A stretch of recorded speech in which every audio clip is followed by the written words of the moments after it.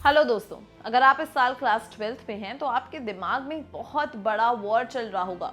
एक तरफ है बोर्ड एग्जाम्स और दूसरी तरफ है CUET UG 2026। बोर्ड एग्जाम्स में आपको लंबे लंबे आंसर्स लिखने हैं, वहाँ डेप्थ जरूरी है, लेकिन CUET पूरी तरीके से ऑब्जेक्टिव है, जहाँ स्पीड और एक्यूरेसी का खेल है। ज्यादातर स्टूडेंट्स इस वक्त टेंशन में हैं कि किस पर ज्यादा फोकस करें।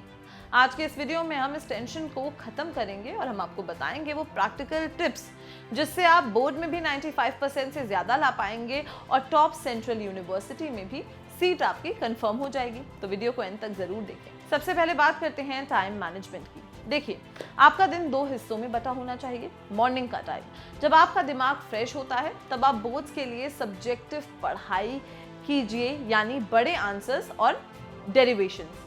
शाम का वक्त रखिए CUET की प्रैक्टिस के लिए। Pro tip, weekdays Monday to Friday को 80% फोकस बोर्ड्स पर रखिए, वहीं वीकेंड्स सैटरडे और संडे को पूरी तरीके से CUET के नाम कर दीजिए। वीकेंड्स पर मॉक टेस्ट सॉल्व कीजिए और जनरल टेस्ट की तैयारी कीजिए, इससे बैलेंस बना रहेगा आपका। अब आते हैं सिलेबस पर। एक बात दिमाग में बैठा लीजिए, CUET का 90 से 95% सिलेबस NCERT पर आधारित होता है। तो अगर आप NCERT को बोर्ड्स के लिए लाइन बाय लाइन पढ़ रहे हैं तो आपकी ये 80% CUET की तैयारी अपने आप हो रही है। बस पढ़ने का नजरिया बदलिए। बोर्ड्स के लिए आप हाउ एंड व्हाई पढ़ते हैं, CUET के लिए व्हाट एंड व्हेन या विच, यानी कि फैक्ट्स और डेट्स पर फोकस कीजिए। दोनों का सिलेबस ओवरलैप होता है तो उन कॉमन टॉपिक्स को पहले फिनिश करें, जिससे एक ही तीर से 2 निशाने लगेंगे। बोर्ड्स में शायद रट्टा मार कर आप पास हो सकते हैं, लेकिन CUET में कॉन्सेप्ट्स ही काम आएंगे। CUET में क्वेश्चंस घुमाकर पूछे जाते हैं, इसलिए जो भी चैप्टर पढ़ें उसके कोर कंसेप्ट को समझें। और एक और जरूरी चीज, शॉर्ट नोट्स।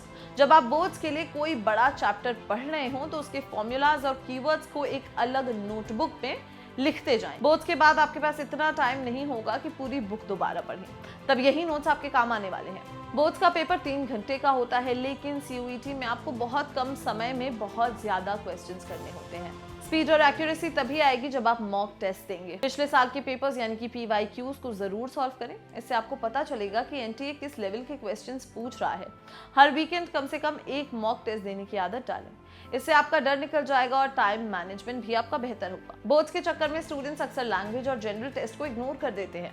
याद रखिए, टॉप यूनिवर्सिटीज में एडमिशन के लिए लैंग्वेज पेपर में स्कोर करना बहुत ज्यादा जरूरी है। दिन भर में सिर्फ 30 मिनट इंग्लिश या हिंदी ग्रामर और वोकैबुलरी को दें, और जनरल टेस्ट के लिए बेसिक मैथ्स और रीजनिंग की प्रैक्टिस रोज थोड़ी थोड़ी करते रहें। बोर्ड्स के एंड तक आपका जो बेस है वो रेडी हो जाएगा। एक्सपर्ट्स का साफ कहना है कि पहले बोर्ड्स पर फोकस करें, क्योंकि वहां सिलेबस डेप्थ में कवर होता है। CUET बोर्ड्स के बाद होता है, तो उस वक्त सिर्फ प्रैक्टिस और रिवीजन ही बचा होता है आपका।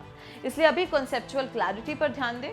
किसी भी डाउट के लिए अपने टीचर्स या मेंटोर्स की हेल्प लेने से बिल्कुल भी मत हिचकिचाइए। तो दोस्तों, समरी यही है कि बोर्ड्स और CUET दुश्मन नहीं हैं, बल्कि दोस्त हैं। अगर आप ढंग से NCERT पढ़ रहे हैं तो आप दोनों में टॉप कर सकते हैं। खुद पर भरोसा रखिए और पैनिक बिल्कुल भी मत कीजिए। आपको दोनों में से किसकी तैयारी ज्यादा मुश्किल लग रही है? आपका पर्सनल थॉट हमें कमेंट सेक्शन में बताएं, और अगर ये वीडियो पसंद आई हो इसे लाइक और शेयर करना बिल्कुल भी ना भूलें, और देखते रहें जागरण जोश।